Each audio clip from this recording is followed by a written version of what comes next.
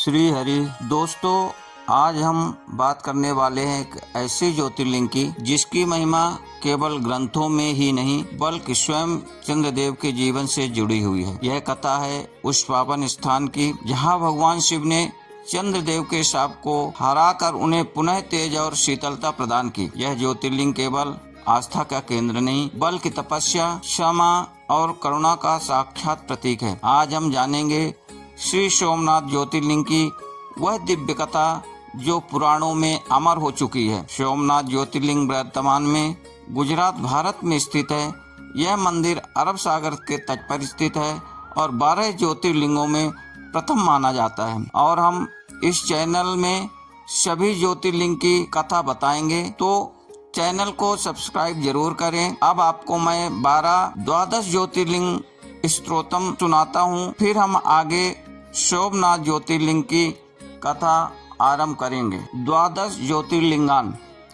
सौराष्ट्रे सोमनाथं च श्रीशैले मल्लिकार्जुनम् उज्जैन्यां महाकालम् ओंकारममलेश्वरम् परल्यां वैद्यनाथं च डाकिन्यां भीमशङ्करम् सेतुबन्धे तु रामेशं नागेशं दारुकावने वाराणस्यां तु विश्वेशं त्र्यम्बकं गौतमी तटे हिमालये तु केदारं घुष्मेशं च शिवालये एतानि ज्योतिर्लिंगानि सायं प्रातः पठेत् नरः सप्तजन्म कृतं पापं स्मरणेन विनश्यति। तथा इस ज्योतिर्लिंगान स्तोत्रम को जो भी भक्तजन सुबह शाम स्मरण करते हैं उनके सारे जन्मों जन्मों के पाप नष्ट हो जाते हैं। दोस्तों, अब हम आगे 12 ज्योतिर्लिंगों में से सबसे प्रथम ज्योतिर्लिंग श्री सोमनाथ जी की कथा सुनाता हूँ। यह ज्योतिर्लिंग सोमनाथ नामक विश्व प्रसिद्ध मंदिर में स्थापित है। यह मंदिर गुजरात प्रांत के काठियावाड़ क्षेत्र में समुद्र के किनारे स्थित है। पहले यह क्षेत्र प्रभास क्षेत्र के नाम से जाना जाता था।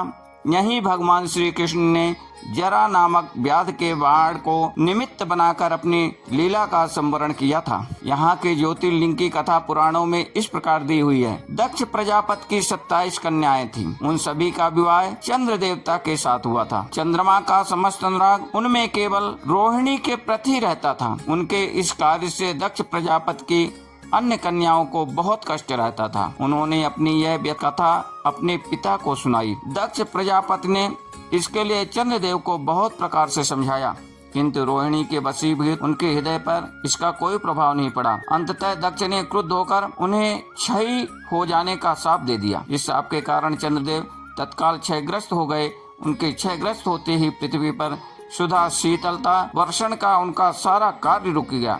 चारों ओर त्राहि त्राहि मच गई। चंद्रमा भी बहुत दुखी और चिंतित थे। उनकी प्रार्थना सुनकर इंद्रादि देवता तथा वशिष्ठ आदि ऋषिगण उनके उद्धार के लिए पितामह ब्रह्मा जी के पास गए। सारी बातों को सुनकर ब्रह्मा जी ने कहा, चंद्रमा अपने शाप विमोचन के लिए अन्य देवों के साथ पवित्र प्रभास क्षेत्र में जाकर मृत्युंजय भगवान की आराधना करें। उनकी कृपा से अवश्य ही इनका शाप नष्ट हो जाएगा और ये रोग मुक्त हो जाएंगे। उनके कथानुसार चंद्रदेव ने मृत्युंजय भगवान की आराधना का सारा कार्य पूरा किया। उन्होंने घोर तपस्या करते हुए 10 करोड़ मृत्युंजय मंत्र का जप किया। इससे प्रसन्न होकर मृत्युंजय भगवान शिव ने उन्हें अमरत्व का वर प्रदान किया। उन्होंने कहा, चंद्रदेव तुम शोक ना करो, मेरे वर से तुम्हारा शाप मोचन तो होगा ही साथ प्रजापति दक्ष के वचनों की रक्षा भी हो जाएगी। कृष्ण पक्ष में प्रतिदिन तुम्हारी एक एक कला क्षीण होगी, किंतु पुनः शुक्ल पक्ष में उसी क्रम से तुम्हारी एक एक कला बढ़ जाया करेगी। इस प्रकार प्रत्येक पूर्णिमा को तुम्हें पूर्ण चंद्रत्व प्राप्त होता रहेगा। चंद्रमा को मिलने वाले इस वरदान से सारे लोगों के प्राणी प्रसन्न हो उठे। सुधाकर चंद्रदेव पुनः 10 दिशाओं में सुधा वर्षण का कार्य पूर्ववत करने लगे। शाप मुक्त होकर चंद्रदेव ने अन्य देवताओं के साथ मिलकर मृत्युंजय भगवान से प्रार्थना की कि आप माता पार्वती जी के साथ सदा के लिए प्राणियों के उद्धारार्थ यहाँ निवास करें। भगवान शिव उनकी इस प्रार्थना को स्वीकार करके ज्योतिर्लिंग के रूप में माता पार्वती जी के साथ तभी से यहाँ रहने लगे। पावन प्रभास क्षेत्र में स्थित इस सोमनाथ ज्योतिर्लिंग की महिमा महाभारत, श्रीमद् भागवत तथा स्कंद पुराण में भी विस्तार से बताई गई है। चंद्रमा का एक नाम सोम भी है। उन्होंने भगवान शिव को अपना नाथ स्वामी मानकर यहाँ तपस्या की थी, अतः इस ज्योतिर्लिंग को सोमनाथ कहा जाता है। इसके दर्शन, पूजन, आराधना से भक्तों के जन्म जन्मांतर के सारे पातक और दुष्कृत विनष्ट हो जाते हैं।